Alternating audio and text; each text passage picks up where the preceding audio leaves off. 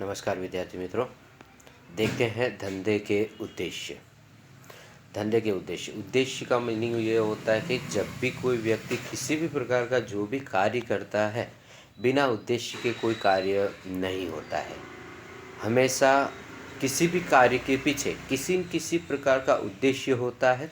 उस उद्देश्य को ध्यान में रखकर ही व्यक्ति क्या करता है, अपनी प्रवृत्ति करता है, अपना कार्य करता है। यहाँ पर हम लोग धंधे के उद्देश्य देखेंगे तो धंधा किस उद्देश्य से किया जाता है। धंधा करने के पीछे कुछ न कुछ उद्देश्य व्यक्ति का होता ही है।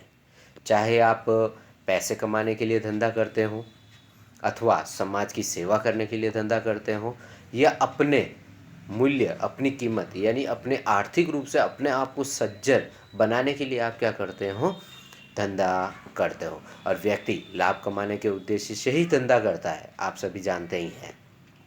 लिखा यहाँ पर क्या है कि धंधे का प्राथमिक उद्देश्य लाभ होने के बावजूद ग्राहकों में आई जागृति, सरकार के नियंत्रण और परिवर्तन परिस्थिति के कारण धंधे को एक से अधिक उद्देश्य स्वीकार किए गए हैं। समय की मांग जैसे जैसे बदलती है, वैसे वैसे समय के साथ क्या किया जा रहा है, उसे परिवर्तन किया जाता है। यानी उद्देश्यों में भी परिवर्तन होता है। तो यहाँ पर धंधे के दो उद्देश्य बताए गए हैं। पहला है आर्थिक और दूसरा है सामाजिक। ऐसे दो भागों में बांटा जाता है। आर्थिक में हम लोग देखते हैं यहाँ पर दो मुद्दे दिए हुए हैं कि आर्थिक धंधे का आर्थिक उद्देश्य में सबसे पहला है लाभ का उद्देश्य। कोई भी व्यक्ति जब भी किसी भी प्रकार का कार्य करता है या धंधा करता है तो उसका मुख्य उद्देश्य क्या होता है, आर्थिक लाभ कमाना, यानी पैसे कमाना, ज़्यादा से ज़्यादा पैसे कमाना। धंधा आर्थिक प्रवृत्ति होने से धंधे में विनियोजित पूंजी का उच्च प्रतिफल मिलता रहना चाहिए। प्रतिफल अर्थात लाभ। हम जानते हैं कि अगर कोई भी व्यक्ति किसी भी प्रकार का धंधा करता है या किसी भी प्रकार का कार्य करता है तो उसके पीछे का मुख्य उद्देश्य उसका क्या होता है, लाभ कमाना। अगर कोई व्यक्ति 1,000 रुपये में कोई वस्तु खरीदता है और उसे 1,500 रुपये में बेचता है तो उसका मुख्य उद्देश्य क्या है, उसे लाभ कमाना है। 1,000 में बेचकर 1,500 कमाना, यानी 500 रुपये अतिरिक्त क्या करना है, इकट्ठा करना है। तो वो क्या है, लाभ है, प्रतिफल है। धंधे के अस्तित्व मात्र के लिए नहीं बल्कि धंधे के विकास के लिए धंधे का से लाभ कमाना अनिवार्य है। अगर कोई भी व्यक्ति अगर अपना धंधा शुरू करता है तो वो धंधे का विकास करने के लिए भी क्या करता है, आर्थिक रूप से क्या करता है, लाभ कमाने के उद्देश्य से कार्य करता है। जैसे हम लोग देखते हैं कि कोई भी इंडस्ट्रीज जब शुरू होती है तो एक छोटे से पैमाने पर एक छोटी सी इकाई से शुरू होती है, और जैसे जैसे वो पैसे कमाते हैं, जैसे जैसे आर्थिक लाभ प्रतिफल प्राप्त करते हैं, वैसे वैसे क्या करते हैं, अपनी इकाई को धीरे धीरे बढ़ाते जाते हैं। उदाहरण के तौर पर हम लोग देखें तो रिलायंस इंडस्ट्रीज, जब धीरू भाई अंबानी ने रिलायंस इंडस्ट्रीज़ की स्थापना नहीं की, उससे पहले वह साइकिलों पर क्या किया करते थे, फेरी किया करते थे, घुमा करते थे और अपनी वस्तुओं का वितरण किया करते थे। और धीरे धीरे इन्होंने एक छोटी सी इकाई से अपनी शुरुआत की और पैसे कमाते कमाते आज हम लोग देख रहे हैं कि रिलायंस इंडस्ट्रीज़ का पूरे वर्ल्ड में नाम है और भारत में सर्वप्रथम नंबर 1 पर रिलायंस इंडस्ट्रीज़ का नाम आता है। तो इसी तरह से लाभ का उद्देश्य होता है कि लाभ कमाने के उद्देश्य से ही क्या किया जाता है, धंधा किया जाता है। इसके बाद दिया है लाभ धंधे का प्रेरक बल है। प्रेरक बल है यानी हमें प्रेरणा देता रहता है। कार्य क्षमता का मापक यंत्र और जीवन रक्त है।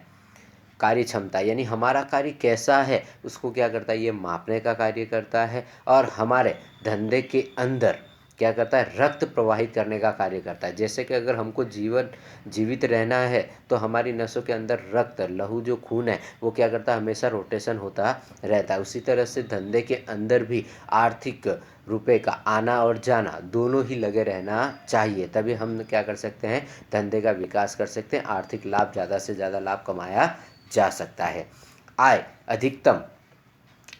आज अधिकतम लाभ के स्थान पर उचित लाभ के विचार को स्वीकार किया गया है। उचित लाभ कमाने के कारण धंधा की इकाई में समाज की स्वीकृति प्राप्ति के साथ प्रतिस्पर्धा में टिके रह रहा है। हर एक कंपनी, हर एक धंधा करने वाला व्यक्ति आज प्रतिस्पर्धा, यानी हम लोग देख रहे हैं कि हर एक क्षेत्र के अंदर आज क्या हो गया, कंपटीशन हो गया, और कंपटीशन को ध्यान में रखते हुए व्यक्ति अपनी क्या करता है, आर्थिक रूप से लाभ कमाते हुए क्या करता है, धंधा करता है।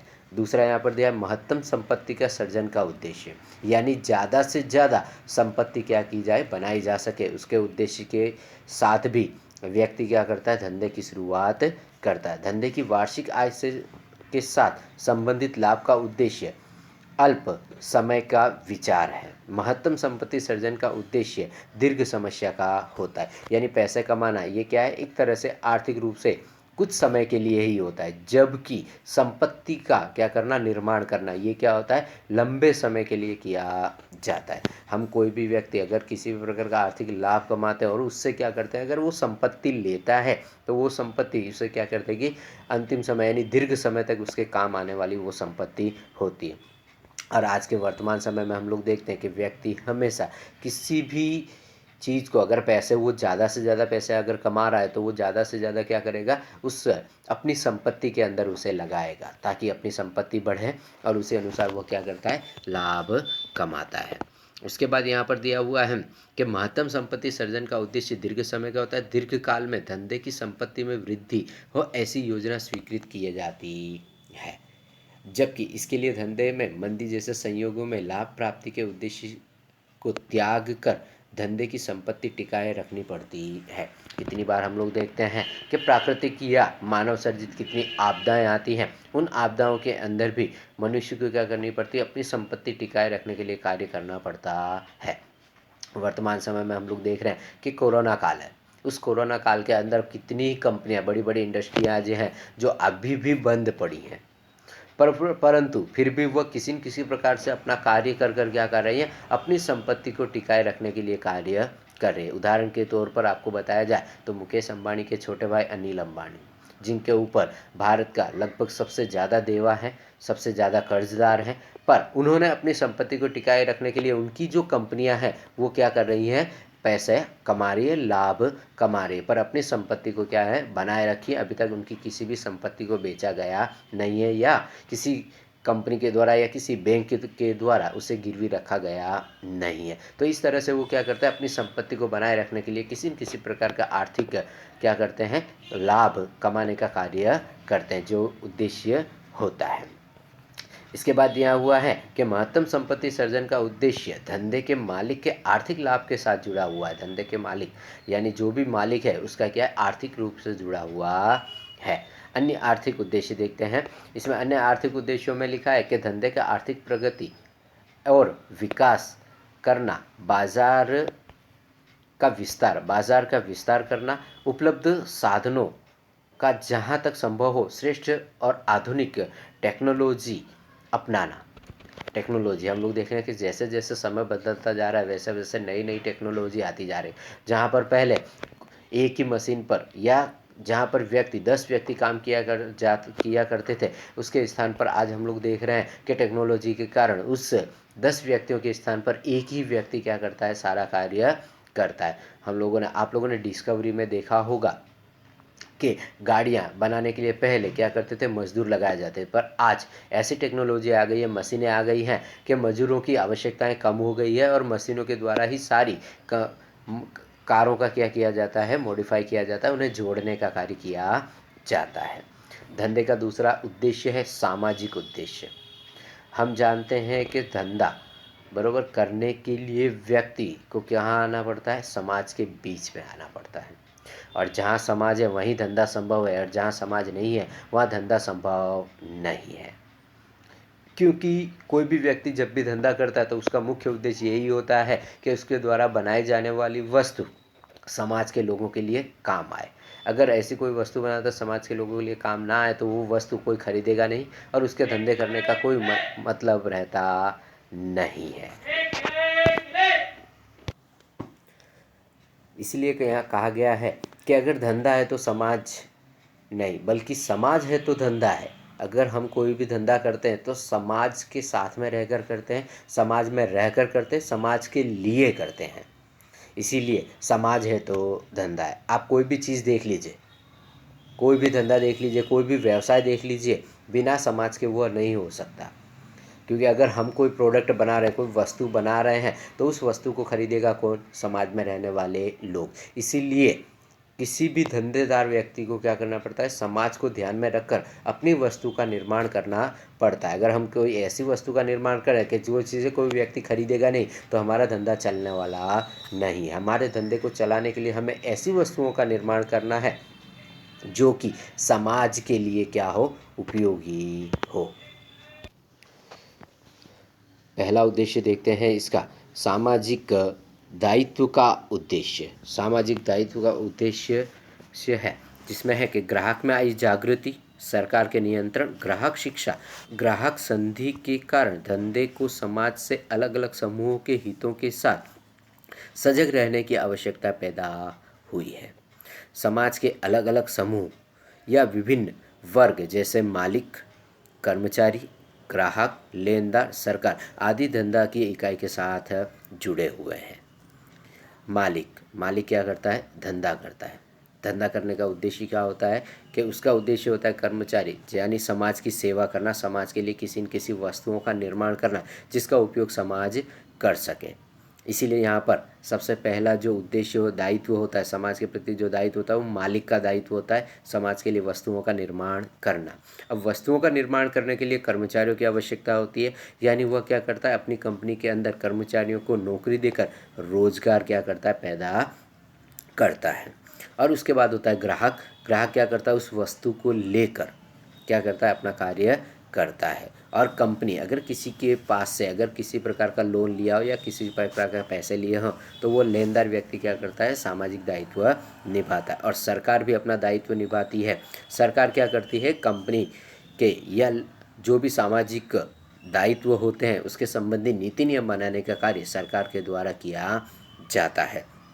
और समूह को धंधे के साथ हित अलग अलग होते हैं। अलग अलग समूहों के हित ध्यान में रखना एक धंधा की इकाई में आवश्यक होता है। पर्यावरण की रक्षण, सर्वप्रथम है पर्यावरण का रक्षण। फिर कर्मचारी कल्याण कानून, यानी पर्यावरण का रक्षण हमारा सामाजिक दायित्व है। अगर हम धंधा कर रहे हैं, हमारे धंधे के अंदर अगर किसी भी प्रकार से समाज को अगर या पर्यावरण को अगर नुकसान हो रहा है तो वो धंधे को सरकार के द्वारा चलाने की अनुमति नहीं दी जाती है। यानी हम धंधा करते समय हमें ये ध्यान रखना है कि पर्यावरण का कम से कम नुकसान हो या ना के बराबर नुकसान हो, नुकसान होना नहीं चाहिए। जिस तरह से हम लोग देखते हैं कि कल कारखाने हैं या फैक्ट्रियां हैं, उनका गंदा पानी नदी नालों में छोड़ दिया जाता है जिसके कारण क्या होती है, बीमारियां फैलती हैं। अथवा तो अंदर जलाई जाने वाली भट्टी के कारण जो धुआं निकलता है जिससे हवा प्रदूषित होती है।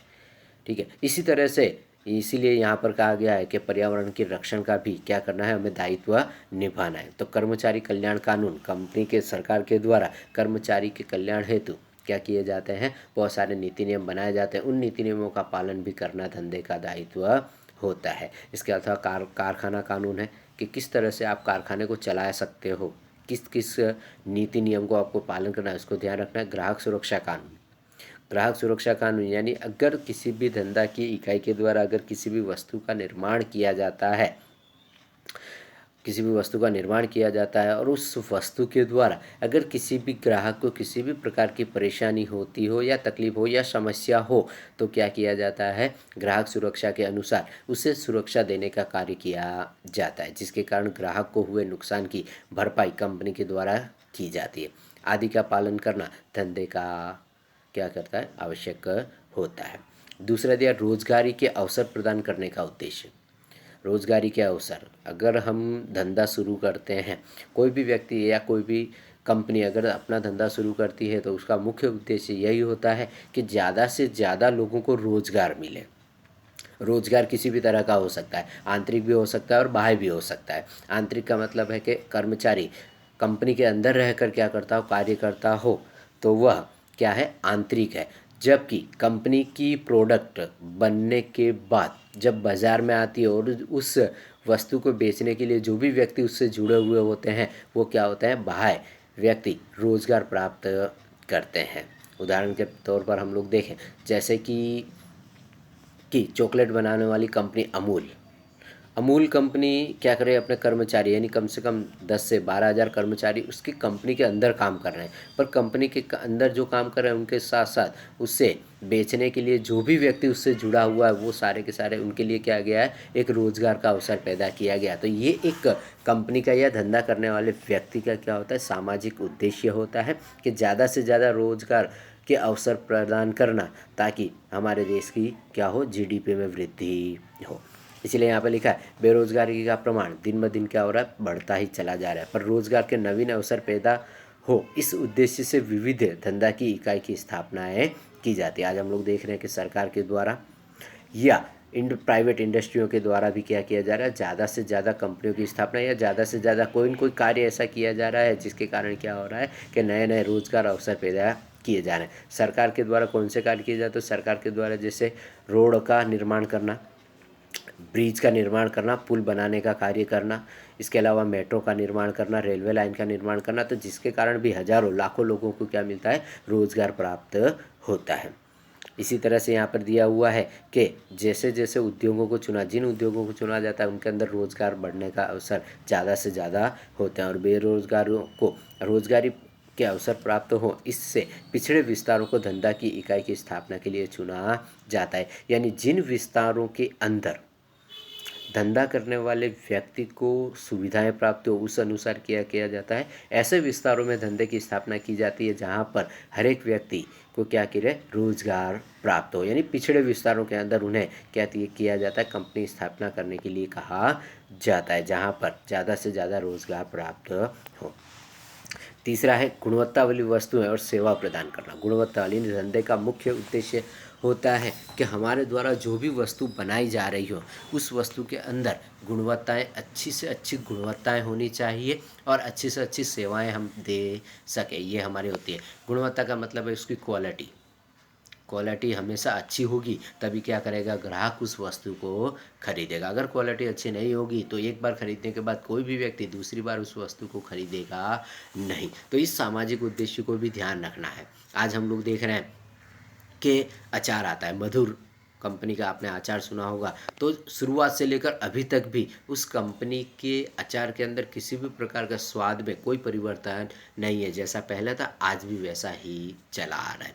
इसी तरह से ऐसी बहुत सारी चीज़ें हैं जिनके स्वाद में कोई परिवर्तन होता नहीं है। ठीक है, समय टमाटो सूप बनाने वाली जो किसान है, किसान टमाटो सूप आज से नहीं काफ़ी वर्षों से बना रही है, पर उनके स्वाद में कोई भी परिवर्तन नहीं है। तो इस तरह से क्या होती है, अच्छी से अच्छी गुणवत्ता वाली वस्तु बनाई जाती है ताकि ज़्यादा से ज़्यादा लोग उसे खरीदें। अगर गुणवत्ता अच्छी नहीं होगी तो लोग उसे खरीदेंगे नहीं और हमारा धंधा क्या हो जाएगा, बंद हो जाएगा।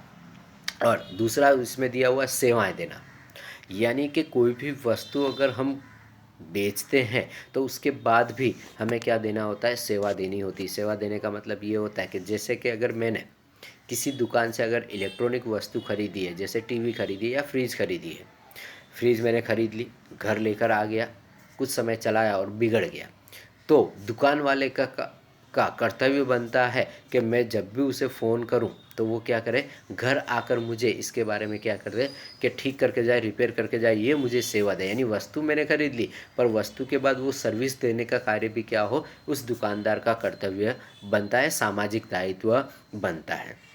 यानी वो निःशुल्क सेवा दे या उसका जो भी चार्जेस ले, पर उसे वो एक तरह की सेवा देनी होती है, तभी क्या करेगा व्यक्ति, ज़्यादा से ज़्यादा लोगों को क्या करेगा, उस दुकान से या उस वस्तु को खरीदने के लिए कहेंगे।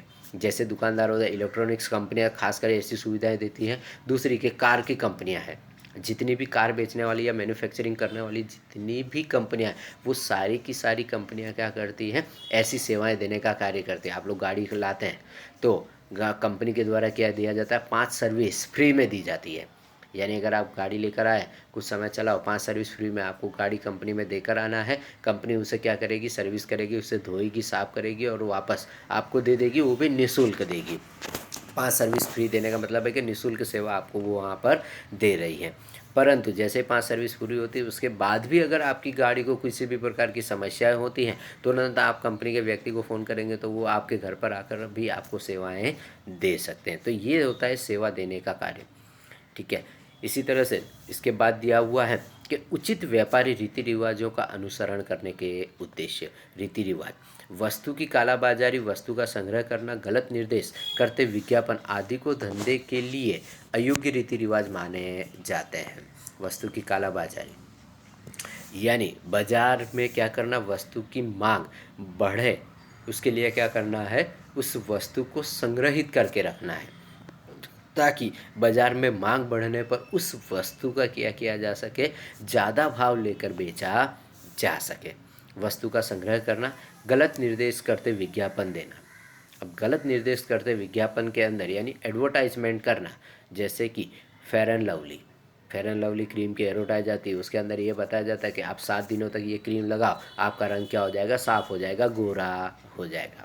अगर ऐसा होता तो हर एक व्यक्ति बराबर, साउथ अफ्रीका में रहने वाले सारे काले व्यक्ति अथवा तो भारत में रहने वाले, साउथ में रहने वाले जितने भी लोग हैं वो सारे इस क्रीम का उपयोग करके गोरे हो जाते हैं। पर ये क्या है, गलत निर्देश देने वाला विज्ञापन है जिसका असर गलत होता है, जिसके कारण अभी हाल ही में कुछ समय पहले ही इस कंपनी को क्या किया गया है, दंड भरने का यानी इसके ऊपर जुर्माना लगाया गया और इससे काफ़ी जुर्माना भरना पड़ेगा। और इस कंपनी के नाम से जो फेयर है वो शब्द को क्या कर दिया गया, हटाने के लिए यहाँ पर अमेरिका के अंदर इसके अंदर केस चल रहा है। तो अब मात्र क्रीम का नाम लवली रह जाएगा, फेयर हट जाएगा। ठीक है, तो ये भी क्या है, एक गलत रीति रिवाज है।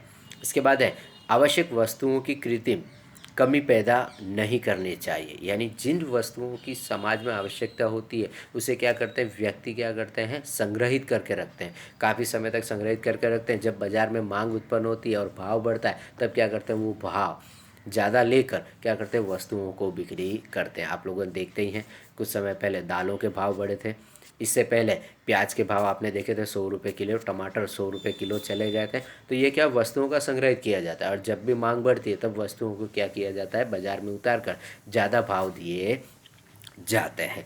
तो इस तरह से ये भी गलत चीज़ है।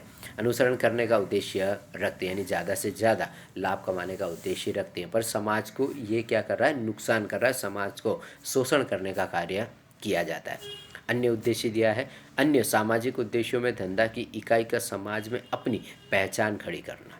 समाज में अपनी पहचान खड़ी करना यानी अपना एक ब्रांड बनाना, एक पहचान बनाना। और ब्रांड के रूप में हम लोग बहुत सारी देखते हैं, अमेज़ॉन है, फ्लिपकार्ट है, रिलायंस है, टाटा है, फोर्ड है।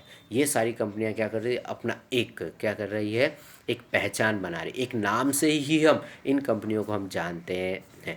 उत्पादन के क्षेत्र में नवीन संशोधन करना, राष्ट्र के आर्थिक विकास में सहायक बनना और इसके लिए सरकार को सहयोग देना। राष्ट्रीय विकास के लिए क्या करना, सहयोग देना। सहयोग किस तरह से दिया जा सकता है, तो एक सहयोग दिया जा सकता है टैक्स भरकर।